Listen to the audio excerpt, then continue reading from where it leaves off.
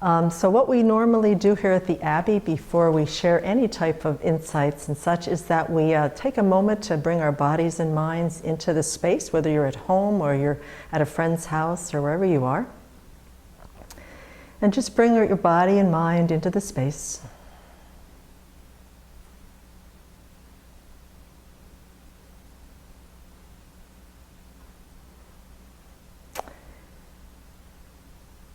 Really connecting with yourself, with the world around you. And then I'd like to set a short motivation to it's always good to know why we're doing what we're doing. So this is kind of what my thinking has been for my motivation tonight, is that I would say that it's safe to say that most of us want to affect positive change in the world. We want to make a difference in a really wholesome, virtuous way.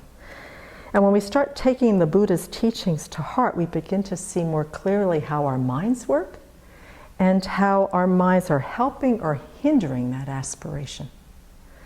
And that at times we see that we're heading in a totally opposite direction of the direction in which the Buddha's teachings are pointing us, as well as in a totally opposite direction of where our deepest aspirations are going. So tonight, may we open our hearts and minds to the teachings in order to not only grow our good qualities like love and compassion, but to redirect our minds so that they are in harmony with the Dharma, as well as in harmony with our deepest aspirations. Because by doing that, then we're really going to be of benefit. We're going to be able to acquire the skills and acquire the qualities that will really be able to help us support our aspiration to affect positive change in the world. So let's really bring that into our hearts right now.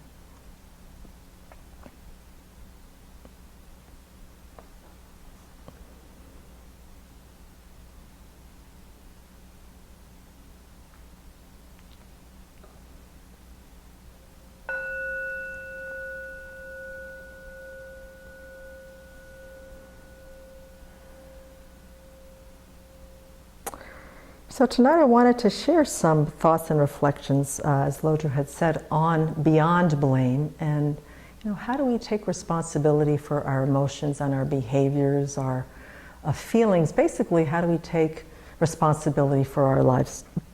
Because I don't know about you, but sometimes the way my emotions and my behaviors are going is that they seem like something that I don't want to take responsibility for because they're just out of control, too much to deal with, too hard to handle. So I just would prefer to give them to somebody else.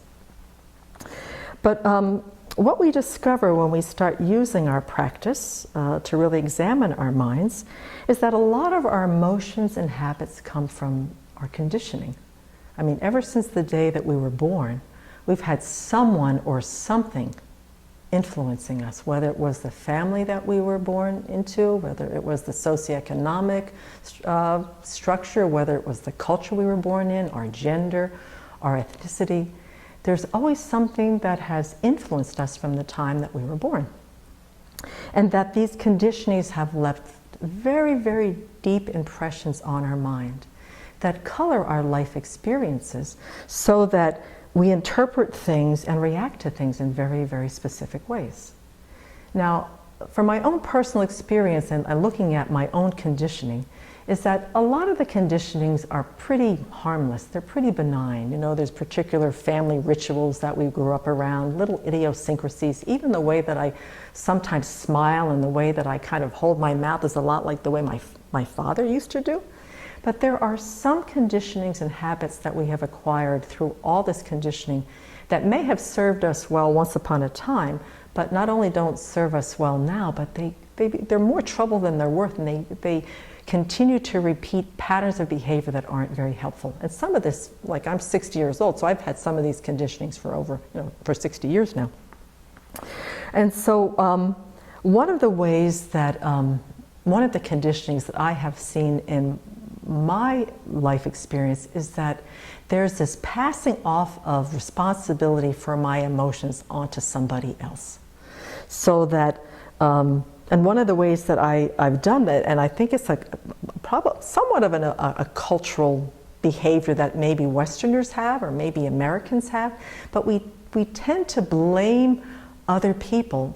We tend to blame them for all of our emotions and what's going on in any particular situation that we're having, or reverse, where we take on not only our own emotions, responsible for them, but we also take on the responsibility of the emotions and the behaviors of other people.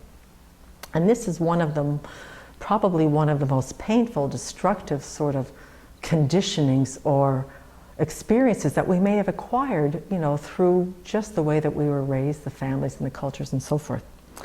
Now, I wanted to talk about blame because it's really a very insidious kind of state of mind and behavior. But it has a kind of funny reasoning to it, in that some of the famous lines of a blaming, angry mind are things like, you've hurt me so much, you've pissed me off, it's all your fault, you made me. I mean, we have a whole litany of these quotes that we say when we pass off our responsibility for our emotions and how we react to the world to somebody else.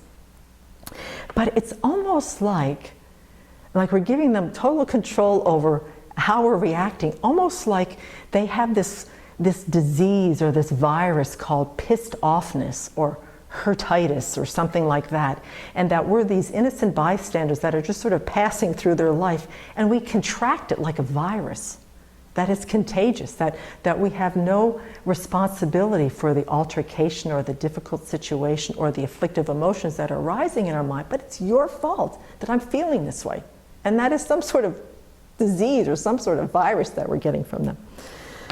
So then you take the logic and the reason that comes with practicing the Dharma, and you start asking yourself and say, okay, if that's true, if this is something that I get from somebody and I'm just sort of an innocent passerby in this situation, then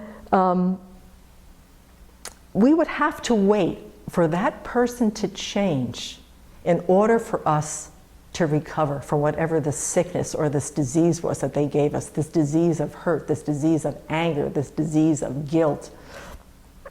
And since they were the cause, we would have to wait for them to change in order for us to have a different result. And that they would have to change to make us feel better. So when you kind of look at this on a logical level, it doesn't make any sense, it doesn't hold any water. So this is one of the ways in which the Dharma helps, because the Buddha always asked us to use logic and reason and run through a scenario. If this is true, then this is what should happen. So if indeed people were responsible for our emotions and our behaviors, then we would have to count on them and wait on them to do all of this transforming so we would feel better. Which then, once again, unfortunately feeds into this victim role that sometimes we play out also in our lives, which justifies the reactions. Either we lash out at them, because they've pissed us off, or we beat ourselves up and think that we deserve what's going on between us and this difficult situation. So then the deeper question then is, why blame at all? Why blame somebody else for all of our emotions and our behaviors? Or why take on the responsibility of other people's emotions and behaviors? Do we or another person have the power to make or break a situation, to make or break a relationship, to make or break a business deal, or to make or break somebody's life? There are so many causes and conditions, most of them we're not even aware of, that brings something into happening. And here we are, by blaming either others or ourselves, is that we are taking on full power and full responsibility, that we are the sole cause of what's going on, and that we can make everything go wrong. And there's no way for that to happen. I mean, it just doesn't hold water.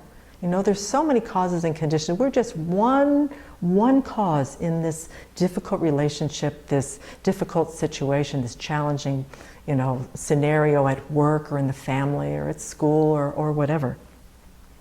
So what the Buddha, what the Dharma asks us to do, and I think just a lot of healthy advice, is that we take responsibility only for our own minds, because in the end, that's really the only thing that we have control over.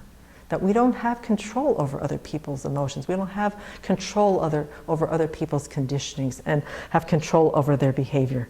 All we have is the ability to control our own minds, and to really make a commitment to sort of start working on these destructive states of mind that get us into trouble in the first place. So that's where I go back to these old conditioning patterns and habits that have been playing themselves out. And the Dharma really helps us to sort of, hit the pause button, go over these scenarios, and really, ask ourselves some very, very deep questions. The other thing that's also very important is that in the Buddhist worldview, we can look at these difficult situations through the light of karma. That the Buddha taught that every action, whether virtuous or non-virtuous, leaves some sort of imprints or traces on our consciousness that will ripen as an experience in the future similar to the cause. It's sort of like the boomerang effect, what goes around comes around, which then brings us back to this whole idea that we really are only responsible for our own emotions, but we are responsible for them. We are not victims, we are co-creators. We reap the results of what we have created. And if you can't wrap your mind around karma, and if you can't wrap your mind around rebirth, but maybe causes and conditions, just think of that maybe when you were a child, you were really unkind to let's say, one of your siblings, or you were into backbiting and gossiping about one of your classmates in school. And as an adult, you're experiencing people being unkind to you and people talking badly about you behind your back. So this is sort of, in this very life, we can experience the results of causes and conditions that we have played out previously. Because the whole universe runs on causes and conditions. Why, for some reason, we think we're an exception to this experience always is puzzling. So we have to kind of put also, when difficult situations and afflictive emotions arise in our minds, it's because we've created the causes and conditions to have them. Now, this doesn't mean, however, and the Buddha is very clear about this, is that we are victims of our past and our enemies are just doing us a favor. That's not what the Buddha is trying to say. What he's saying is that we can accept that we are just experiencing the results of past actions right now. I'm not a bad person. I'm not being punished. It's due to my self-centered thought that in some previous time before, I created the causes and conditions to experience these very unpleasant, painful results, which are ripening right now. And once they ripen, they're done. They're over. I've made a mistake and I can learn from them. I can grow from them. And so that's the power of understanding what's happening in our lives is due to creating the causes and conditions. So if we want different results in our life, what we have to do is use the Dharma to help us to create the causes and conditions for happiness, for harmony, for clarity, for forgiveness. Because in the end, all of us want to be happy and not suffer. So by extension, if we can work on our own minds, transform them, let go of the habits and the emotions that no longer serve us, but instead really cultivate the habits and the emotions that will be of benefit. By extension, those people in our life will be inspired, and they may be able to take a cue from what we're doing with our own minds, and by extension, people will benefit by our own efforts to transform our minds. I mean, that's really the only thing that we can do. But taking responsibility for our emotions and behaviors is a very powerful way to really engage our lives kind of fearlessly in a very, very authentic way, and not to be so afraid. I think that that blaming can be really propelled by fear, it can be propelled by anger, it can be propelled by attachment, jealousy, pride, confusion. There's a lot behind blame. So may we be able to do that, and by extension be able to really encourage other people to, sort of to hold their own emotions and not take ours on as well. So anyway, I just wanted to run by maybe a few little things to reflect on before we open it up to questions, if we can. Because this is really good. Once we think about something and share the Dharma, it's kind of nice to ask a few questions, to ponder what has been said, to see if it's true in our lives, and how we can use some of the Buddha's teachings on really transforming our minds. So I have a few questions just to sort of contemplate.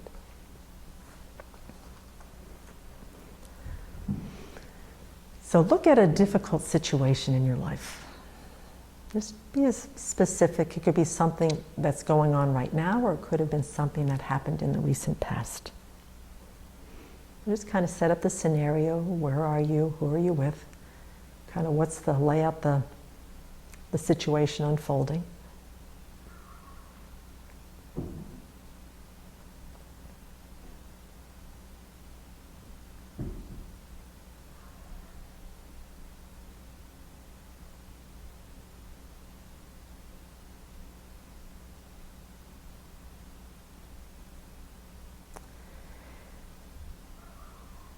So what we're going to want to look at is when things get difficult, do we blame others for our emotions? Or do we take responsibility not only for our emotions in that situation, or are we taking on the responsibility of other people's emotions as well? So let's do a little personal reality check here. In this difficult situation you're having right now, what's the dynamic? Is there blaming, first of all? I mean, there may not be blaming, but in the event that it's a difficult situation, that's usually in the mix somewhere. Where do you stand? Are you blaming them, or are you blaming yourself?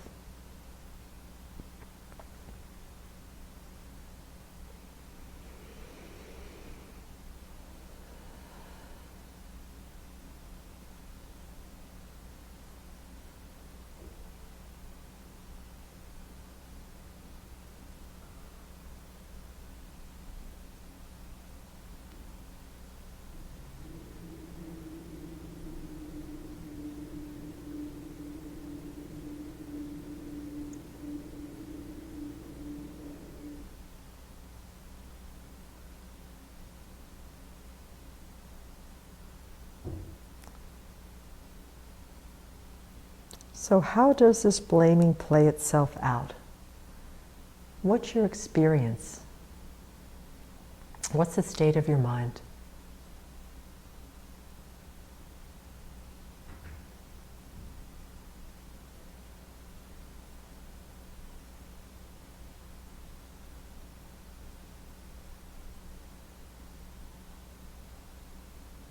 Don't be too interested, or don't be too focused on what the other person's doing in this situation right now in your life. Really bring your attention into your experience, your thoughts, your emotions. If there's blaming involved, how is that unfolding? Why is that blame there?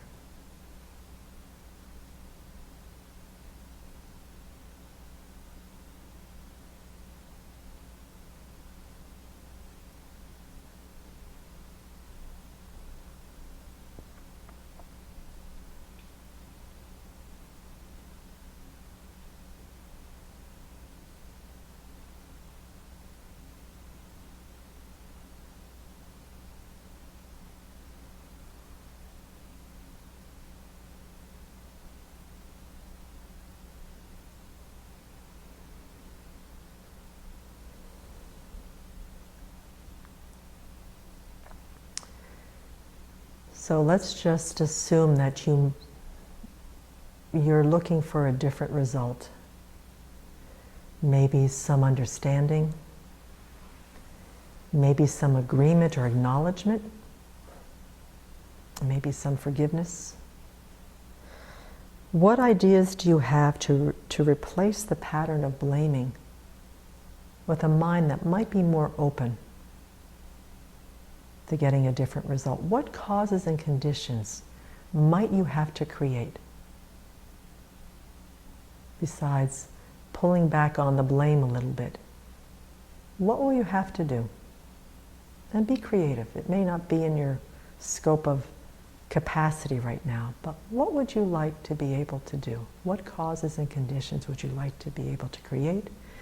And what result would you like to have? And once again, if you're going to be into the Dharma, it's got to be a result that's going to benefit as much as possible everybody involved.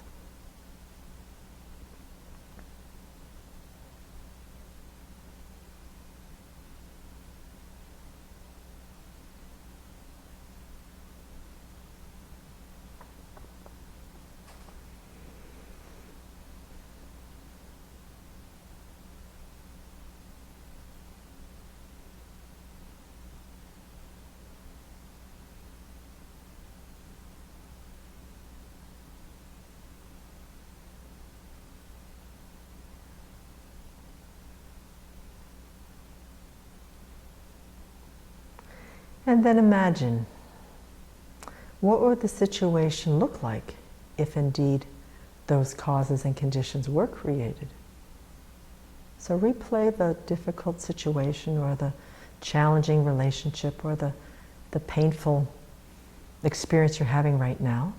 And if you were to create the cause and conditions, how would that situation change? What would it look like? How would you feel?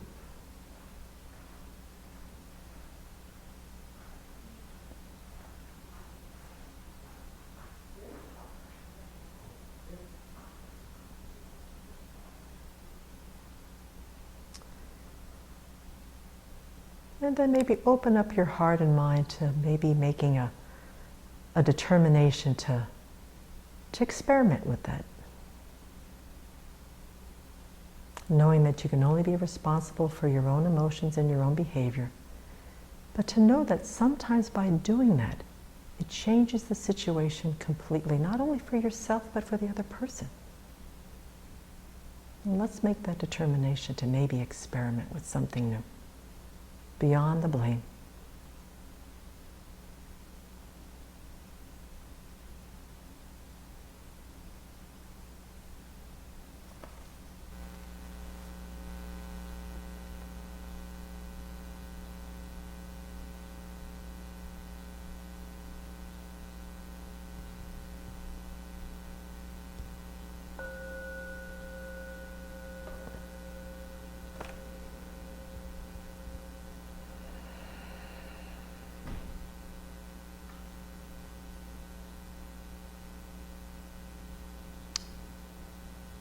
Okay, just some thoughts. Any comments or questions? Thank you so much for leading us in that practice and reflecting on our own emotional state. But I also really love what you said about karma as well. Before I ask you a question, I would like to invite other people to join me in adding comments, reflections, questions, whatever's coming up for you after that practice. And the way to join in that conversation is to drop a comment or a question in the leave a reply box. Where below those comments, you click post comment, and I will refresh the screen and make sure that we actually get to read your comment aloud and have any questions answered. But you know, as you were talking about karma earlier, I was just thinking that a lot of times people get somewhat linear in their understanding of karma, and particularly like owning other people's reactions, as you were saying. So how can we think sort of faster in terms of not just like a one-to-one relationship with our activity, but you know, getting a little bit beyond that, realizing that karma is sort of a bigger thing than just what we might be able to immediately perceive. Does that make sense? I think I'm tracking. So what you're asking is in a particular difficult situation, what we're looking at is, okay, the karma is bringing this to me right now. But what else is going on there that's a little bit vaster, more profound than just this very linear one-on-one situation? Right, yes. I mean, for me, you know, I feel like there's the karma that plays out in our lifetime, and then there's, you know, the big sort of capital K karma that plays out in many lifetimes. And I love what you said about that. So I think I would love to hear your reflections on what you just said. Well, it is said that karma is an extremely hidden phenomena, that the Buddha's omniscient mind is the only mind that really understands the workings of karma. But even in a situation where I'm dealing with a very, very difficult relationship, not only is it going on between the two of us, but all the cooperative conditions that came about to be in that situation, how I'm feeling that day, where are we having it, what happened to them that morning, what did they have for breakfast, how long did it take for them to get where they're going. There's all of these, there's the substantial cause for karma to happen, and then there's all these cooperative conditions that fuel that karma to ripen.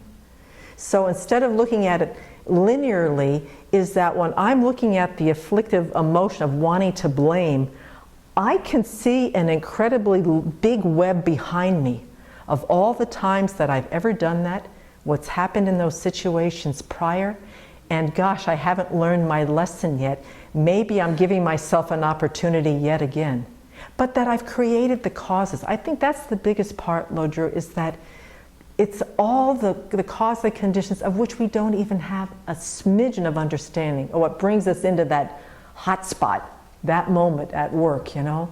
So I think just giving ourselves some space that we don't know the full story of why this is happening, but let's take it for what we see it as, and let's just really make a determination to see it's ripening, it's done, let me learn by it. Yeah.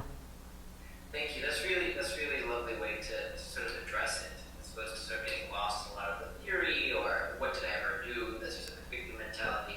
Well, there's a lot of self-acceptance in it too. I mean, sentient beings create the causes for suffering and happiness every moment of their existence. So here we are. Yeah. Sandy says it's very difficult to be vulnerable and kind to myself by being okay with lacking clarity, wisdom, and courage. Sometimes I just like to run away rather than be responsible for anything. Being responsible can feel overwhelming at times. I was wondering if you had something to say about that. Well, coming out of a retreat with venerable children on emptiness, I think we have to really understand that our feelings are a conditioned and permanent phenomena. You know, the ones of the clarity and wisdom, boy, they could be just as solid and concrete and independent and exist forever as much as I would like. But when it comes to jealousy and being angry and being confused and being pissed off, we want, you know, if we solidify them, it just makes them even bigger than they are. So we have to remember that whether they're virtuous feelings that we're having or non-virtuous emotions that we're having, that they're impermanent conditioned phenomena, and if we just are open to them, they're going to change. We have to, they're not solid. They arise due to causes and conditions, and that we can relate to them in a much more open-hearted, less grasping or push away kind of response to them. And usually they'll subside somewhat because it's the grasping or the pushing away that seems to exacerbate and sort of increase the power of the emotion. So when you're getting into overwhelm, chances are there's probably some pretty heavy-duty self-diagnosis going on about that particular afflictive emotion that you don't want to have anything to do with. Let it, just understand that this is a passing affliction, and that if I know an antidote, some medicine that I can give it, then let me do that. But it's going to pass. So don't hold on and don't concretize it, and know that it's just part of being a sentient being under the control of afflictions and karma. What to do. Yeah, I love that. It's true. It's part of our experience. It's so wonderful. And they're great teachers, these afflictions. You know, if we take them for what they are, they're just showing us stuff that we got to work on. You know. Absolutely. Well put. Thank you so much. And friends, I'm so sorry to say, but our time has drawn to a close. And it's so wonderful to spend this time with you. And I invite you back tomorrow. We have Adriana Limbach back, and we have a slew of other wonderful teachers coming up. But I want to conclude just by saying thank you so much for being here with us and taking the time to teach us this evening. It's been a pleasure, Lodru. May all of you be well and happy, and it's been delightful. Thank you very much for inviting me.